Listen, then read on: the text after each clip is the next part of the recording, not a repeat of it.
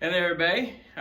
Here to talk to you today about creating a sacred space in your classroom. Reason we're talking about this here, we're on the cusp of the start of Advent, a very exciting time of the church year. In fact, it's the birthday of the church, right? So this is the start of the new liturgical year for us. So we have a lot of exciting things going on, exciting feast days, exciting celebrations, things that we all look forward to. And so today I want to just talk to you about how to create a really meaningful sacred space in your classroom.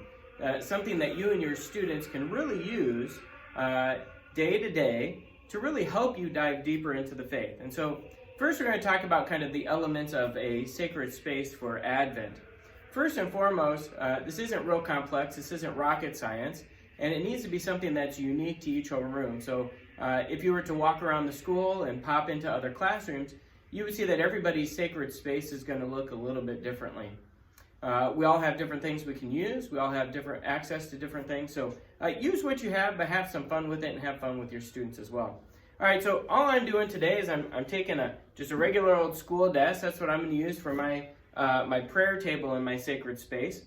And then since we're diving into Advent, I have a couple different colored tablecloths ready to go here. So I have this, the purple one, which I will use for the first, second, and fourth weeks of Advent. And then I also dug out a rose-colored tablecloth that I have that I will use for Gaudete Sunday, the third week of Advent. So I have those available too. And then over here I have a couple other things too. If you don't have any of this stuff, let me know or let the school know and we'll help you get it. But I have a traditional Advent wreath ring here that I picked up at Hobby Lobby. I think with their coupon, I think I got it for like $4. And then I just took an old wreath that we had at home and I kind of added some garnish and stuff to it there, just to add a little flair. So we'll be kind of looking at that here in a little bit. I have my Advent candles ready to go. I noticed that you can go and get Advent candles over here at the parish for $5. I saw them at Divine Treasures for $8, and then Hobby Lobby had them as well in their Christmas section.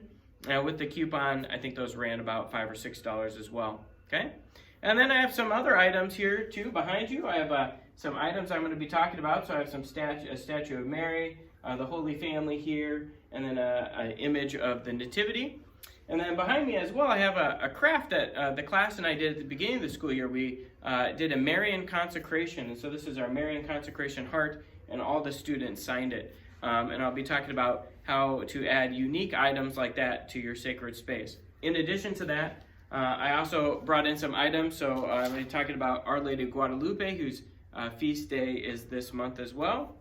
And then a picture of St. Nicholas in honor of his feast day, which is coming up. The idea with a sacred space is pretty simple. You want to give you and your students a place to go and pray, a place to focus and channel your spirit. And the idea here is kind of cool, right? Of all the things that we're invited to do here at St. Pius, the thing we're invited to do that's unique from anywhere else is to help our students and ourselves grow to become great disciples of Christ. And so the idea here is to create a place for that to happen, a center in your classroom, a place that reminds you and your students that our mission here at St. Pius is different than it is maybe in other schools around town. So to create your sacred space, again, not rocket science, I'm going to take my purple tablecloth that I have here, I'm going to drape it over my prayer table like that, okay? And then since we're diving into the season of Advent, I know that I want my Advent wreath on there, so place that Advent wreath there with the ring inside. I have my candles, right? Okay. And we always start with the purple candle that is opposite the rose candle. So this will be week 1. And we'll put in week 2's candle right here. We'll get to week 3 there. And then we end up with week 4. And unfortunately, we're not in school this week for week 4 of Advent. Okay?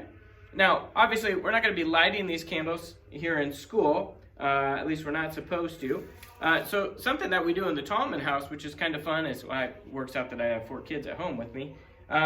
We make the flame. So each kid gets an opportunity to design the flame that goes on the candle. So maybe you want to draw sticks, pull a card out of a hat, whatever. But maybe a student is in charge of designing the flame that gets to be taped to the top of the candle. And at least in the Tallman house, the kids think that's a pretty great honor, okay? All right, up here behind me then, I always like to include some kind of statuary in my sacred space. So we got the Holy Day, the Immaculate Conception coming up on the 8th, so I have a statue of Mary here, or I have the Holy Family, or I have the Nativity scene. Here at home, we always put an image of the Holy Family in the center of our Advent wreath, so I'm going to do that here as well. In addition to that, I think it's always kind of fun to identify different feast days. Now, St. Nicholas's feast day is on December 6th, and then we have Our Lady of Guadalupe, which comes a little bit later. And I just love the image of Our Lady of Guadalupe, so I'm going to place her there. Okay. Make a little room for Our Lady. There we go. And then in addition to that, I always like adding in some kind of relic. Now, here in the religion classroom in the middle school, we have a reliquary that has over 80 relics in it. And I have a lot of duplicate relics too, as these relics are gifted to us from various postulators and organizations. I have a whole bunch. So if you're interested in a particular relic, or there's a special devotion that you or your class have with a particular saint, or maybe you're just talking about one, you want to ask if there's a relic, reach out to me and let me know. Here on my sacred space today, I'm going to be adding a relic of Jacinta and Francisco Marto. It seems a little appropriate to me, at least, that here in the midst of this crazy pandemic that we're in, Jacinta and Francisco both lived during the pandemic that was in the early 1900s, and both actually died during it, and both have only recently been canonized saints. And so here in the middle school, we've been talking a lot about Jacinta and Francisco. So I'm going to put them on my prayer table as a reminder of our hope is in Christ, right? And so I'm going to put that on there. Now lastly, I think it's kind of fun and nice to put something on your prayer table or in your sacred space that has to do with your students, right? Something that's unique to them. So again, I have the big heart here behind me, but that's a little big for my prayer table. So I came up with this idea a couple years ago. I kind of like this one. We've all heard of those kind of worry stones, and we've seen people carry them in their pockets and things like that. I like kids to be able to uniquely identify different intentions and prayers that they have. And so I have this whole bag of rocks here. And what I do is, with a Sharpie, I will have my students, and probably this year what I do is I probably give them the rock and maybe send it home, or if I had enough Sharpies, I do that. I give them a rock, and then they can write their prayer intention on it, okay? And then they can come and they can set their rock up here on our prayer table. And they don't have to set it face up. They can take their writing and they can place it face down. They could be anonymous or they could be known. It doesn't matter. In religion class here in middle school, we talk a lot about the privilege it is to hear the prayers of others so that we can join in their prayers.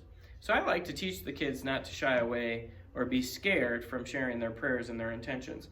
But how cool, and you don't have to use rocks, you could use something else, but how neat to have this table covered with all the prayer intentions of your class, right? That'd be pretty neat. And that'd be, I think, pretty cool to have students kind of walk by and see those as well. So that's kind of just a quick overview of creating a sacred space. Here on December 8th, when we celebrate the Immaculate Conception, we will be watching that Mass live streamed in our classrooms. And so it'd be really nice to have this prayer sacred space ready to go for that. Maybe have it up by your smartboard ready to go. And maybe play some nice Gregorian chant or some kind of religious music in the background to kind of build an environment as you and your class prepare for that Mass. Get yourself ready and in a good prayerful mood. So anyway, if you have any questions, make sure to check out the other links that I posted in the Advent 2020 handout. And let me know if you have anything you want to ask about. All right, have a great day, everybody. God bless you. Bye-bye.